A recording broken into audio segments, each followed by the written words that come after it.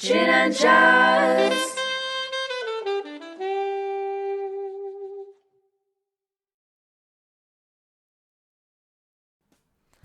Hello, I'm Georgia.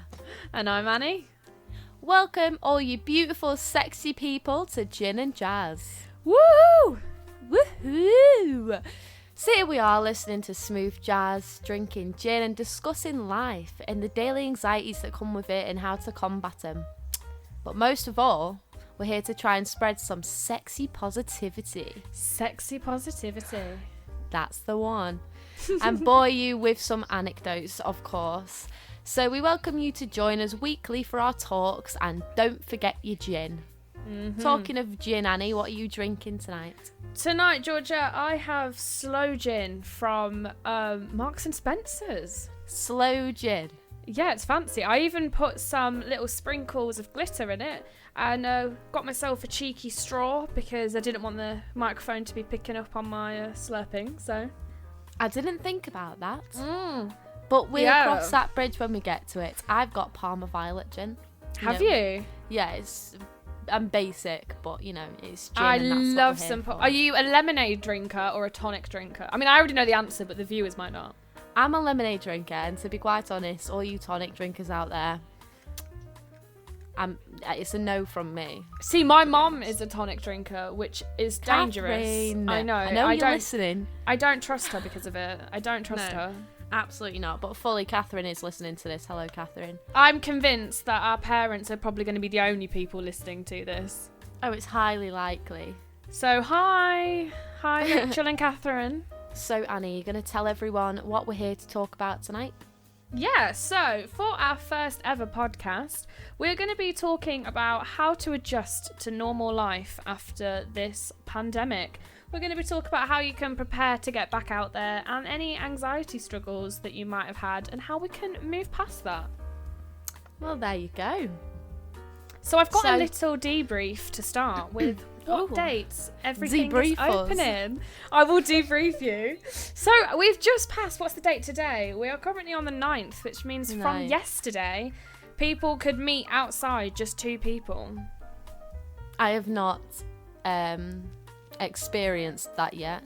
I went for a walk with my good friend Joe, and I felt naughty. There were people in the park that had like high-vis jackets on, and I was sat at a bench and Joe was like, we're allowed to be here, it's fine. And I honestly felt like I was going to get in trouble and fined. Do you know what I think it's going to be like? You know when you go to a club and you're holding your ID up and you know you're of age? Yes! You like still get to the door and you're like, uh-oh, am I going to get caught out here even though I am actually above the age of 18? That is such a mood. Like that. Like that you're walking around and you're thinking, oh, the police are going to get me for doing something that's not breaking the law. Even though it's completely legal, you just feel like it shouldn't. Exactly. So go on, what else have you got to debrief us on?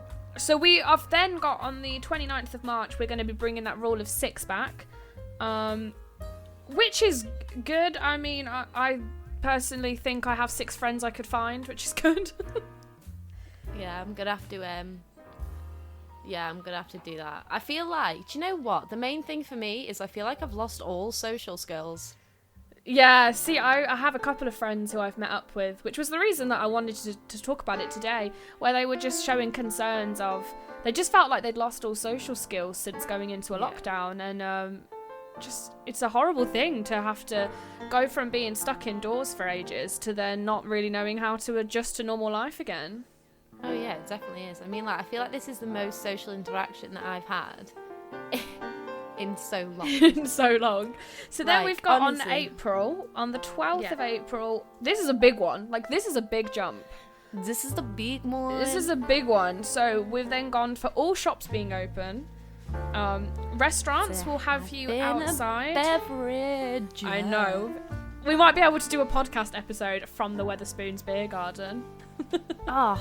And don't we love a bit of background sound? And then we've got UK holidays. But I think the one that most people are going to be excited for are gyms and beauty stuff is going to be open. Yeah, to be fair, I do feel like... See, the last time that I got my lashes and nails done, I felt like a new woman. And then when I stopped getting them done, I felt like just the most gremlin-y gremlin. you know? The gremlin. I think that's quite a big one though, because especially with today's topic of how you can adjust to going out to being sociable again, I think that your confidence is the biggest one. And I don't know about you, but if I've got my nails and a pair of lashes on, I am 10 times more confident than I am without them. And that's just me, but it's so strange really, because before 2020 I never ever got my lashes or nails done. Like, it just wasn't a thing for me. But then when I worked away last year, it just became a habit. And then, I mean, once you make a habit of something like that, it's so hard to get out of it, and then you just feel naked without them. Once that's you a start, good one. you know, you can't stop. You do feel naked, but it's even though I do think that could be a great first step for social interaction. Absolutely. Do you know what I mean? Like being able to get out the house, going to see someone who does beauty, especially because I'm sure everyone does have lots of friends that do beauty, and they always tend to be the nicest people. Absolutely. So and it's also, a good first step. It'll be so nice because you know, at hairdressers or a beauty salon, you get a conversation. You know, they're like, obviously they can't be like, are you going on any holidays this year? Because most of us aren't.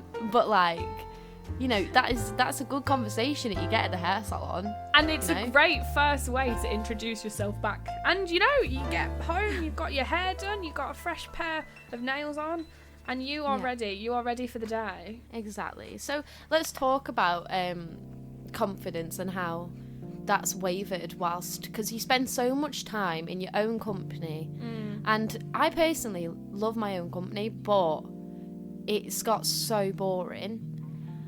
And I know that like people that I've spoken to have said the exact same thing. Like, they just feel like, because we as humans, we have, you know, the natural human flaw of sort of needing validation from other people. Not needing it, but, you know, I feel like it's something that that goes unappreciated, that when you're in the world, just someone saying, oh, I really like that you're wearing, or your hair looks really nice today. Like, those little comments that you would normally just completely let go over your head because it just feels so normal in your day-to-day life, that someone would say, oh, nice shoes, or, you know, your hair looks good. That we sort of, I know I have sort of struggled not having those sort of interactions with people, and, you know, we're not able to validate each other anymore. And it can take a massive toll on your confidence.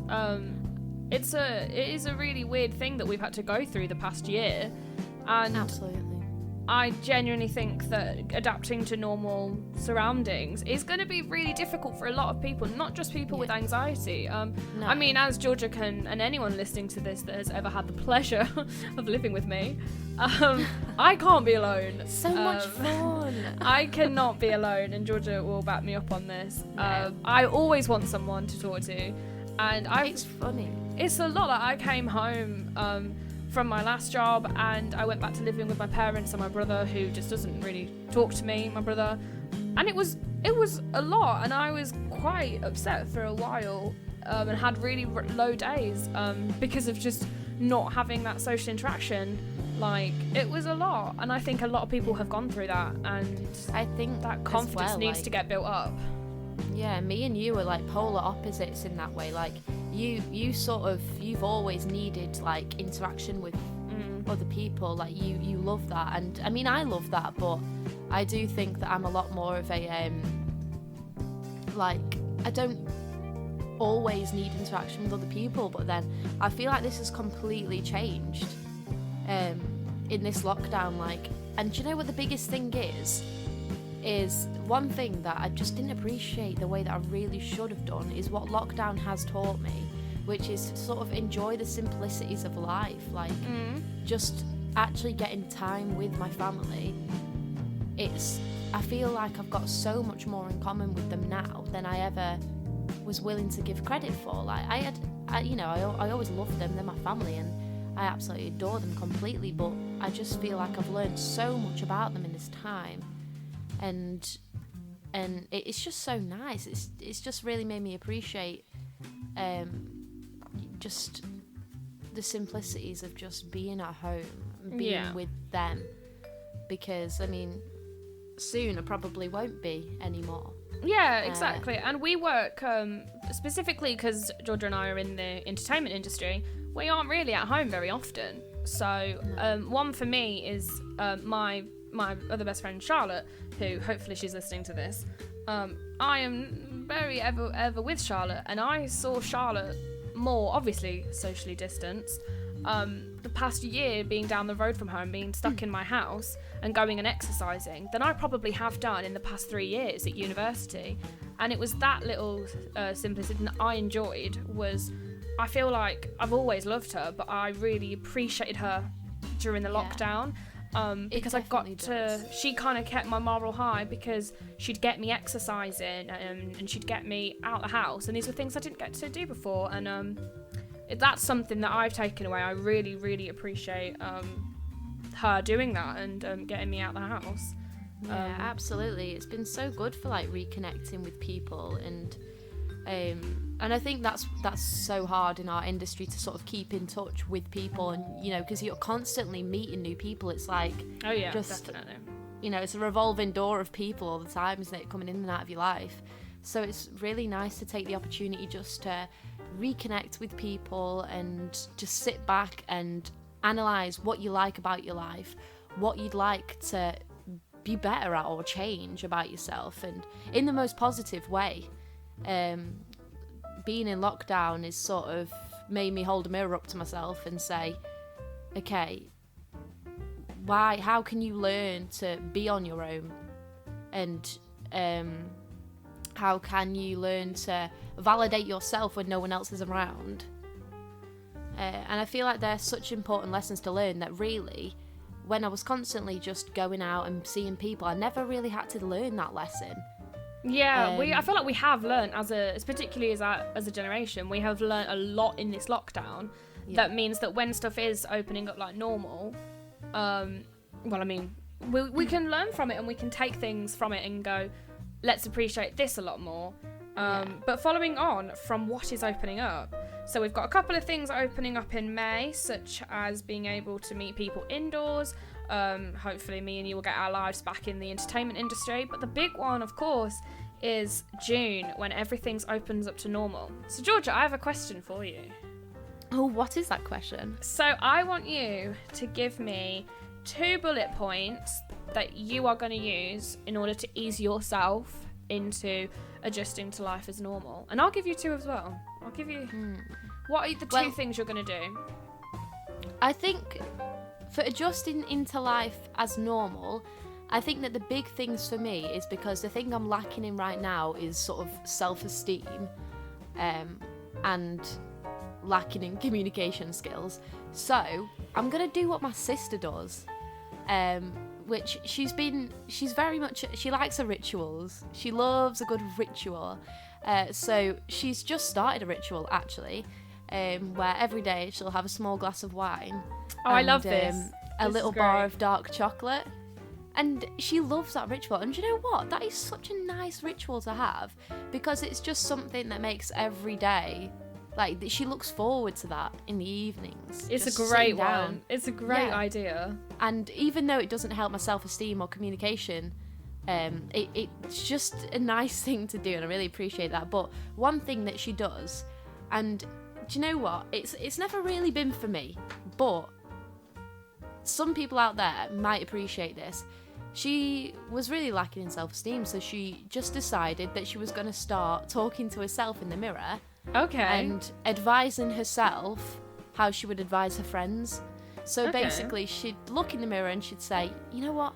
You are beautiful. You are sexy. And you are so lucky to be you. I mean, I don't know if that's exactly what she says, but I know she says that she's probably beautiful, listening to this going, and Georgia, she's this sexy. is not true. Yeah, she's probably listening to this being like, why would you say that? Why does everybody on YouTube that are just Annie's and Georgia's moms listening to this thinking this is how I talk to myself? Yeah, I mean, do you know what, though? It's so nice, and I'm glad that she does that. And I like that. I think that's really, warming. Yeah, it's really endearing, and I think very much as a person, my sister is a great person to sort of look at and be like, because she's always trying to work towards something to just making life that little bit better. She's always working towards it, and she finds so many interesting ways. And she sort of looks at life differently to how I do. I feel like I'm always on fast forward, and I barely ever stop and try and like I feel like I just don't ever stop. Yeah, you can learn a lot from her. Yeah, absolutely. She just breezes, and she does this thing as well, where when she tidies a room, if she's going to get rid of something, she'll pick it up and she'll say, "Does this spark joy?" Does this spark joy? Yeah, which is actually from a book, and please, anyone who's listening, let me know what book that is, because I can't remember. But before she gets rid of anything, she always questions what sparks joy, and if it does, she'll keep it, and if it doesn't spark joy, she'll just get rid of it. And do you know what? We can take that into so much of life. Yeah, you definitely can. Yeah, like it stretches way further than just cleaning your room. Just being able to question whether something, a particular element of your life, if that sparks joy, then great. But if it doesn't, it's reevaluate if it'll make you happier. So, are you saying that your first point... Go on, get back. So you're saying that your second point is that you're looking at things that are going to make you feel good inside. Yeah, and treasure so maybe the things. I'll talk to myself in the mirror and give that a good go. I love that. Can you just remind us a little bit of what your first point was?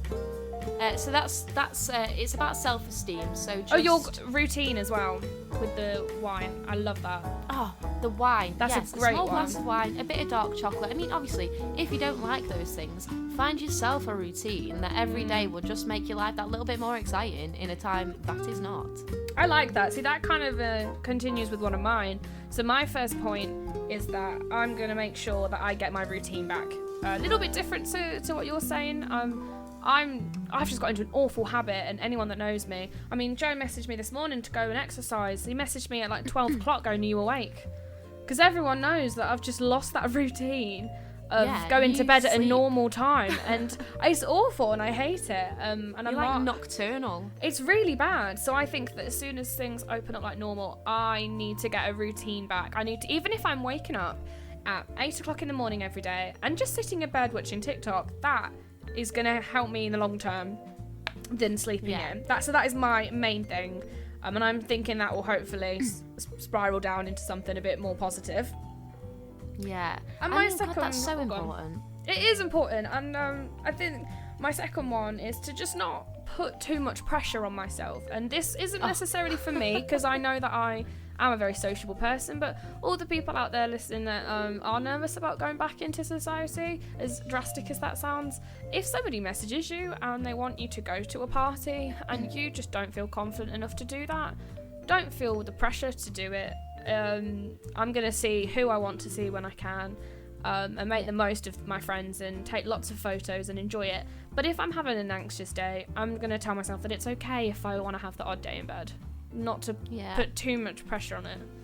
I think just on that point as well, how important it is when life goes back to normal, the things that just passed us by, like going for a drink with friends, we're like, oh, I'm going for a drink with friends, and that was that. Yeah. But now we can attach so much more meaning to that, and just be sort of grateful for the fact that we even get to do that. Yeah, exactly. So we do hope, everyone listening, that you have managed to feel a little bit better about starting to get out there again. And to wrap up our podcast, Georgia and I have decided that at the end of every episode we are going to talk about a Netflix show or anything that we recommend, just in case you aren't perhaps feeling like going out and we are still in this lockdown, something new to watch. So Georgia, what have we been watching? We have been watching Ginny and Georgia. That's hilarious because your name is Georgia. That is funny, Annie. Sorry, it's not. Just carry on. Yeah, we've been watching Ginny and Georgia, which is, to summarise, about a mother and her daughter. It's sort of a coming of age on one side, and then it's a drama on the other side. It's got elements of everything. It really does. It's very I find it at times very cringy, but I still enjoy it. It's a feel good. And it tackles some big issues, which is great to see. It's a feel good, and yeah, I really enjoyed watching it. I mean, I watched it and I was like, yes, this is not the best thing I've seen. But I enjoyed it, and it made for a good watch. And I mean, we're all running out of things now, aren't we? Exactly. And also it has a very handsome male in it. A very handsome male in it. And I did check, he is 22, so I don't feel weird for saying that, because he plays a high schooler. Well, that's so funny, because that's my age. So if you're out there, hit me up, boo. Well, thank you guys for listening. This was the first of our Gin and Jazz podcasts, and we're going to try and get to you guys weekly with more. Exactly. Let's wrap it up. See you later. See you later.